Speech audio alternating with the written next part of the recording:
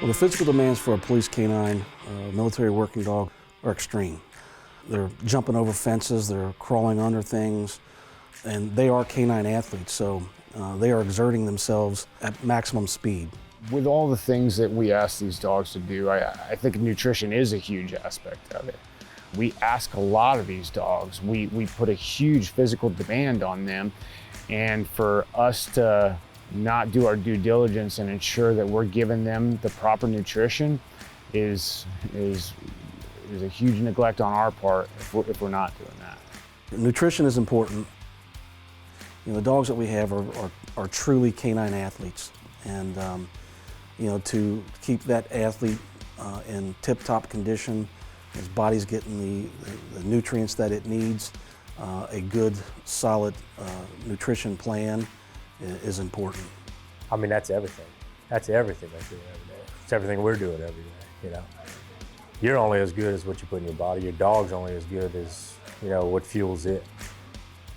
Kinetics and the guys here who run the company and own the company, operate the nutrition side of things, have done a phenomenal job in ensuring that we have a food that meets our demands for these high energy, high drive dogs, as well as, you know, keeping it palatable. We're not trying to force feed them because we don't have to. With these dogs, their fitness level is still absolutely essential. They need to be strong. They need to have endurance. They need to have good scent capabilities. So the things that we can do nutritionally for them is, you know, enhance what they've already got. We can enhance what genetics brought them. And, you know, a dog that's much more fit is going to be able to work longer, not just each day, but have a longer service life. So in the long term, not only is it going to save lives, it's going to save money. You know, because you got a dog that, you know, once you get it trained up and proficient, it's able to, you know, to serve out 10, 11 years as opposed to 7 or 8. You cannot feed these dogs that are working and sporting dogs like you would feed a companion pet. When you start layering on the amount of stress that these dogs are under, really what you have in that nutritional profile and that food becomes paramount. It has to be a clean diet. It has to be easily digested and readily absorbed. Everything starts in the gut for the dog. Keeping that gut healthy, keeping that gut available to absorb the nutrients Kinetic is providing for them in the food is really key. I mean, if you don't have that baseline of nutrition, they're going to be a ball of stress. So I think just keeping that consistent plane of supreme nutrition is really going to help keep that dog, you know, give it the best benefit it can get.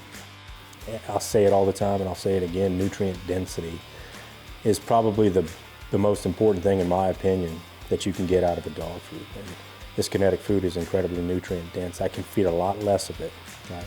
And it's highly, highly digestible. So the nutrients that he is ingesting, he can utilize all of it, you know, and that's so important. I feed Kinetic 30K, that's right. After the first bag, I saw drastic improvements in Pedro's coat, his energy levels. There was no more of the flaky skin. His coat really kind of took on a dark, rich kind of color and tone. His energy level was higher. His stools were consistent, and he was just overall a more happy dog on the food. When they are on their quarry, everything else is second to them. When he's out there, it's go time. And if he doesn't have the proper nutrients, he's going to end up injuring himself 9 times out of 10. Unfortunately, we see that all too often. It's just a no-brainer that you've got to fuel the animal properly. You can't expect to give him subpar fuel, you're going to get subpar performance. And that's what Kinetic does for these dogs.